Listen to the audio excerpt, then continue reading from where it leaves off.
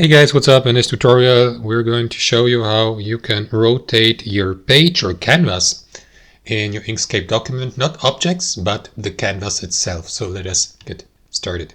So let me go with that example document here, and objects can be rotated by clicking into them and by clicking into them again with your left mouse, and you may use these handles here, or you may navigate to the object properties and from here navigate to this tab here, transform for example, and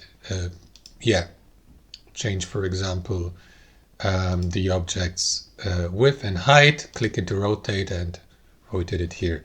However guys, there's also the option to rotate the document. To do that, click into view at the top, and from here what you want to do is hover your mouse over orientation and here choose the rotation direction clockwise or counterclockwise, and you will see the effect here. So I'd like to reverse that.